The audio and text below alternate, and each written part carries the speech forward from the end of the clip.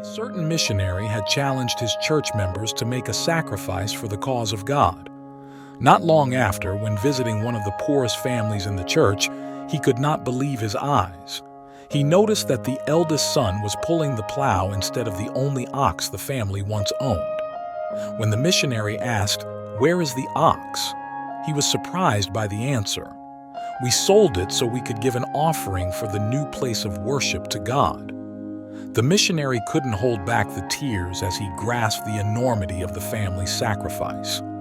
In 2 Corinthians 8, Paul presents the Macedonian church as an example to teach the principles of true faithfulness.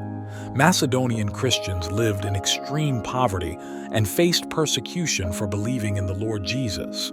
Many under similar conditions would operate in a self-preservation mode, but not the Macedonians. The Macedonians' faithfulness teaches us the following principles. First, temporal limitations do not mean spiritual limitations. The Macedonian example eloquently teaches a valuable lesson to those in the church who are called to serve the Lord in poverty. We look at our condition and ask ourselves, can we still give something to the Lord as poor as we are? Some of our people may be experiencing financial trials and challenges. Still, the strong example of the Macedonians silences all our excuses until we are forced to confess that our selfishness and self-preservation mode prevents us from giving generously to the cause of God. Second, they had understood the great gift of God's grace before giving themselves to God. By nature, we are self-centered and not capable of giving generously.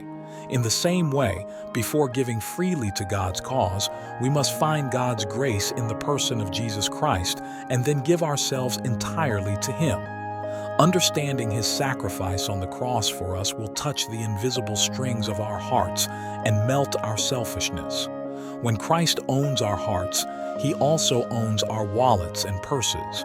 By going to God's presence, we are strengthened to do what is necessary.